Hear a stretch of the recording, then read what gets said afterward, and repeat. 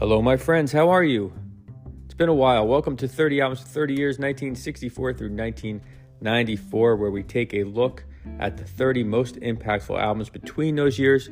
So that's 30 albums for each one of those years, totaling 900 albums. I am your host, Jay Sweet. Today, we begin our discovery into the music of 1966. Some great albums coming at you in this season. So let's get into it.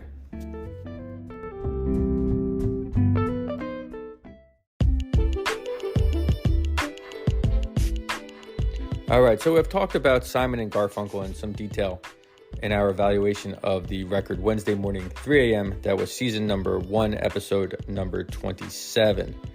So I'm going to be kind of brief in my comments about the group here. You can check out that episode for more details. Simon and Garfunkel are often regarded as the finest vocal duo in popular music. Their vocal blend was something magical. A boyhood friendship between the two led to a collaboration, first as the group Tom and Jerry, and then they became a staple on a New York Greenwich Village folk scene by 1963. In 1964, the duo released their debut album, Wednesday Morning, 3 a.m., which initially flopped in 1964, leading to the group, or the duo, going their separate ways.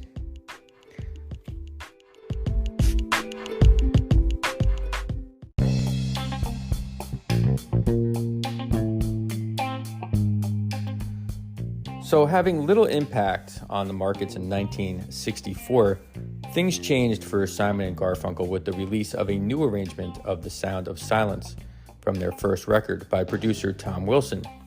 The new version gained widespread attention in 1965, and the updated version became a global hit, reaching number 1 by January 1st of 1966.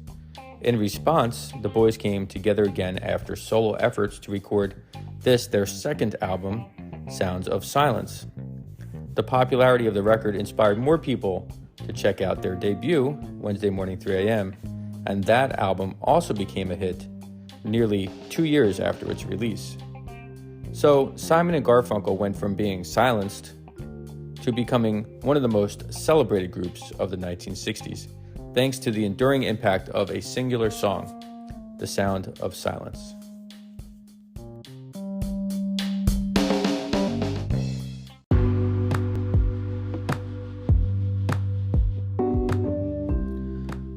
The album, The Sounds of Silence, features notable singles like the updated version of The Sound of Silence and I Am a Rock.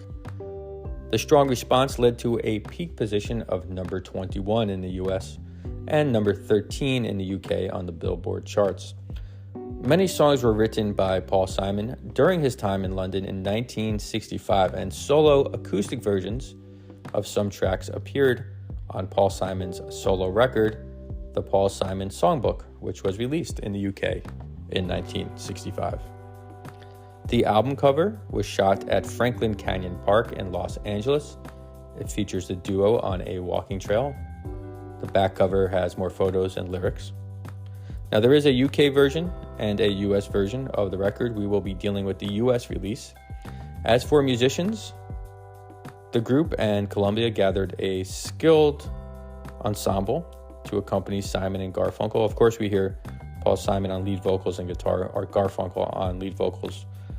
Also playing guitar are Fred Carter Jr., Glenn Campbell, and Joe South on some tracks, Larry Knetchel on keyboards, Joe Osborne on bass guitar, and Hal Blaine on drums.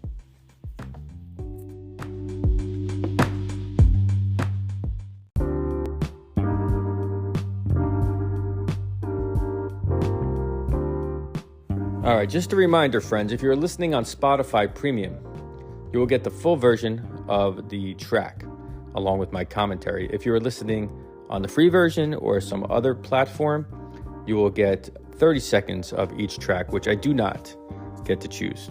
All right, let's continue.